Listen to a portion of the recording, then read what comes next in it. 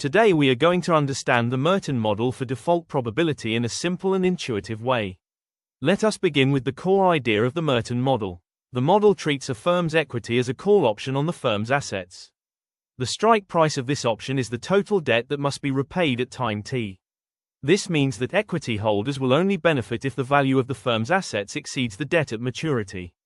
If the asset value is greater than debt, they keep the surplus.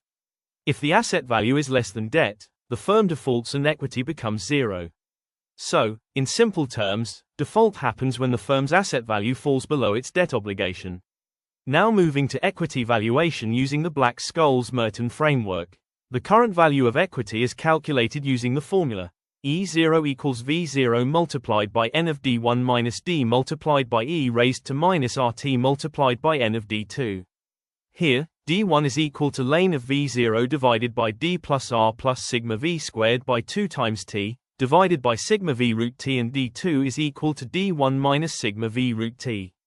The function n represents the cumulative normal distribution. This formulation clearly shows that equity behaves like a European call option on the firm's assets.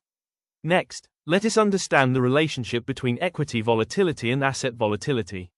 The equation is sigma E multiplied by E0 equals partial derivative of E with respect to V multiplied by sigma V multiplied by V0. Since the sensitivity of equity with respect to assets is N of D1, we can rewrite this as sigma E multiplied by E0 equals N of D1 multiplied by sigma V multiplied by V0.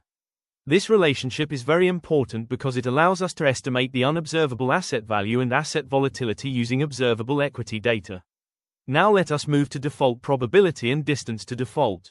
The risk-neutral probability of default is given by n of minus d2, which is also equal to 1 minus n of d2. The distance to default is measured by d2 itself, where d2 is equal to ln of v0 divided by d plus r minus sigma v squared by 2 times t, divided by sigma v root t.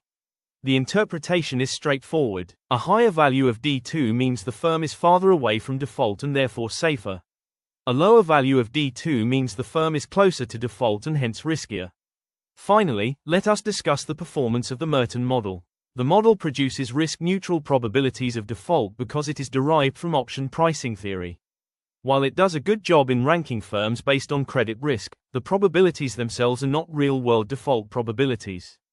Therefore, models like Moody's KMV and the Kamakura model take the output of the Merton model and adjust it to estimate real-world default probabilities.